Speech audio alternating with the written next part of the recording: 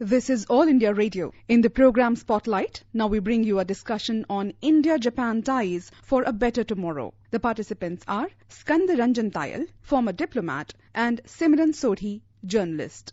Today we are discussing the bilateral ties between India and Japan. We have also seen that the bilateral relationship has really grown in the last few years, and we have the Japanese Prime Minister in India today, and he is here for the India-Japan Annual Summit, and he will be meeting Prime Minister Modi also. Ambassador Tayal, when you see this visit of the Japanese Prime Minister and we see this escalation of depth in the India-Japan relationship, how do you look at this visit and how do you look at this bilateral relationship that we have seen growing in these last few years? India-Japan friendship really goes back decades. This is the 70th year of the establishment of diplomatic relations. And we have seen that both India and Japan are democracies. Governments keep changing, but the intensity of India-Japan relations is ever strong. After coming to power, Prime Minister Narendra Modi since 2014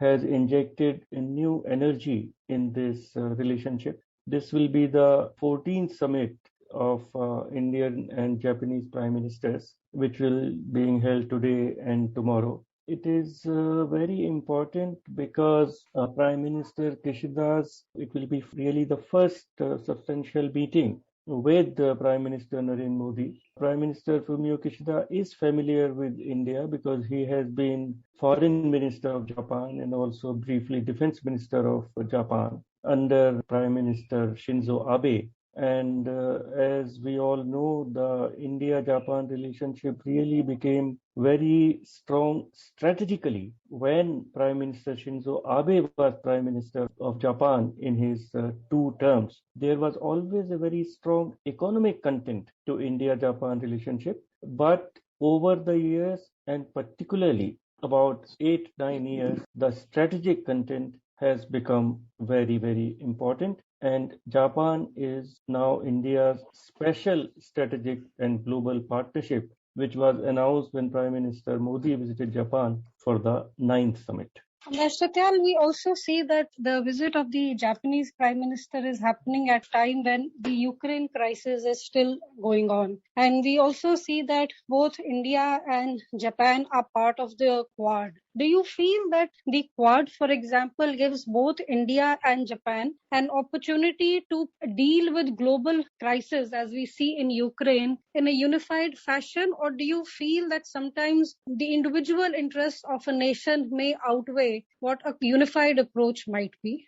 It is important to note that Quad, the quadrilateral forum between India, Japan, United States, and Australia, has been established in the context of Indo-Pacific. And the arena of its work, its joint thinking, joint strategization is limited for Indo-Pacific. And the crisis, what we are witnessing now in Ukraine is primarily a European phenomenon. Some analysts have said that this is the start of a second Cold War in Europe. And it is very important that India and our partners in Quad understand and insulate the Indo-Pacific strategic issues from European strategic issues. And we also note that Japan is a military alliance partner, defense alliance partner of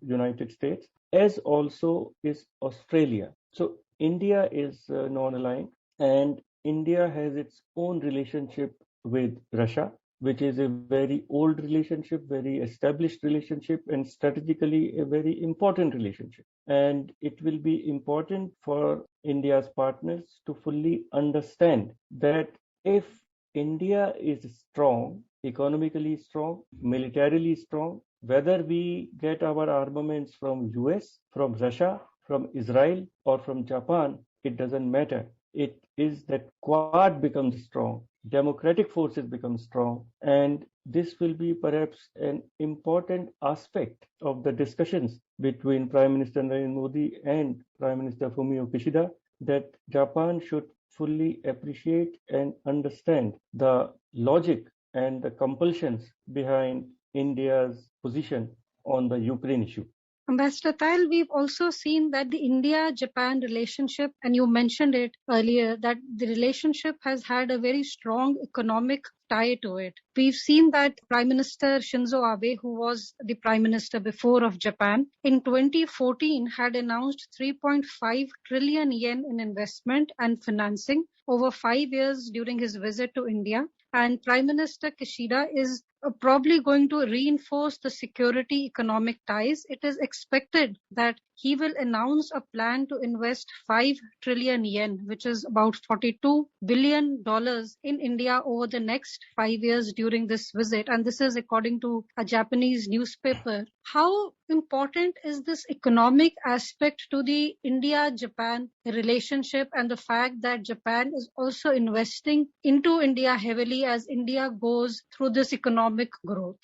Japan-India economic relationship really has three aspects: one of trade, one of investment, and one of the overseas direct assistance, which is provided by JICA, the Japanese International Cooperation Agency, to India. Trade between India and Japan is of the order of about $17 billion, but it has not been growing as rapidly as was expected. And also, the balance is heavily in favor of Japan, which needs to be addressed. There is a comprehensive economic partnership agreement which was signed and became operational in 2011, but its results have not been as good as expected. So more needs to be done to enhance India-Japan trade. On the investment aspect, Japan is the fifth largest investor in India with a cumulative investment of almost $34 billion. Yes, Japanese companies were very keen to come to India, and there was a move in Japan to shift some of their production from China because Japanese companies were becoming over dependent on China. But unfortunately, much of this shift of Japanese companies from China has been towards Vietnam, towards Indonesia and other ASEAN countries, and not towards India. We in India are very much conscious of this, and ease of doing business is being constantly improved. The government and Prime Minister Narendra Modi himself is very, very conscious to push in that direction, and hopefully this will happen. Japanese investors are by nature more cautious and more conservative. And what is holding them back? We should also note that two or three very major Japanese investments in India have gone badly against the Japanese companies. One was their major investment in Ranbaxy pharmaceutical company, and another was in the Tata Mobile Group, Tata Docomo. Both have gone very bad. But Japanese investors like SoftBank are investing heavily in our startup sector, in our IT sector, and perhaps more investment will come in that sector, whereas the government of India, the people of India, want more investment in the manufacturing sector. If I talk about the ODA part, the Overseas Development Assistance part, the total assistance from Japan to India has been of the order of 20 billion US dollars, and the effort is to strengthen India's infrastructure. We see that the Delhi Metro was financed partially by Japanese ODA, and we see how it has transformed urban transportation, not only in Delhi, but in other cities of India. The Ahmedabad-Mumbai high-speed rail has been an initiative of Prime Minister Shinzo Abe and Prime Minister Narendra Modi. It has gone a little slow because of the land issues, but the meeting of the two prime ministers today and tomorrow will give it a boost. And also, Japanese are committing a lot of assistance to Delhi-Mumbai Industrial Corridor, Chennai-Bangalore Industrial Corridor, and all these infrastructure projects will go to make India stronger and build a Atmanirbhar Bharat. Versatile, we also see that in 2017, a decision was taken to establish the India-Japan Act East Forum. The objective is to coordinate development projects in northeastern parts of India in areas of connectivity, forest management, disaster risk reduction and capacity building. And we have seen that several projects, including the upgradation of highways in Meghalaya, Tripura and Mizoram is underway. Do you feel the fact that Japan is also coordinating with India over the development in the northeastern state also lends this India-Japan relationship a unique advantage, a uniqueness to it? Very much so. And if we look at the list of projects which are being executed all over India with the Japanese cooperation and collaboration and assistance, a very large number of important projects are in the northeastern states of India. Many of them are almost complete, like roads between Guwahati and Shillong, etc. And many more projects are under execution. Yes, Japan is a strong partner in our Act East policy, but because of very good reasons, India has not joined the RCEP, the Regional Comprehensive Economic Partnership, which was piloted by ASEAN with the membership of Japan, China, Australia, etc. And Japanese are a little disappointed with that. And again, Prime Minister Narendra Modi will surely explain or clarify and give our reasons why India found it difficult to join RCEP, because Japan has always been advocating India's joining the RCEP. Another issue there would be this change in government in Myanmar, because our entire Act East policy was also based on road linkage towards Thailand through Myanmar. But after the army coup, things have become slow there, and that is another difficulty which India and Japan will certainly discuss. Ambassador Tal, we've also seen that when it comes to India-Japan relations, there is always the elephant in the room, and that is China. We have seen the growth of a very aggressive China globally and in the region, whether it is economically or in the military form. How important do you think is this China factor which brings together India and Japan? Because India, Japan and globally, countries are quite wary and watching quite carefully as a very aggressive China rises globally, and especially what we see in our own region. That is very correct.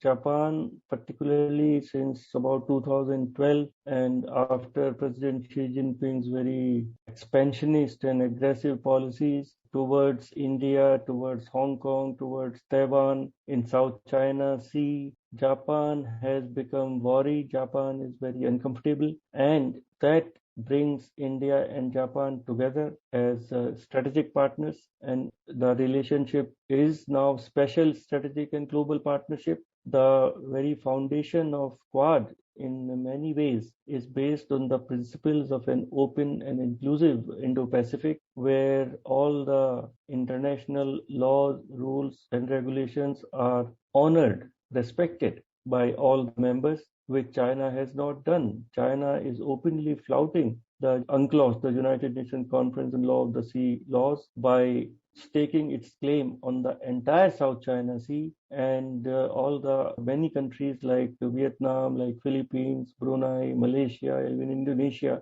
they are coming under pressure from China. Japan is watching and is very concerned. India, of course, is facing a direct threat at our Ladakh front. So this brings India and Japan, very mature democracies of Indo-Pacific, of East Asia, together. And we will continue our discussions on the India-Japan relationship, and we will also follow the visit of the Japanese Prime Minister in India. With these comments, we bring today's discussion to an end. Thank you. Thank you.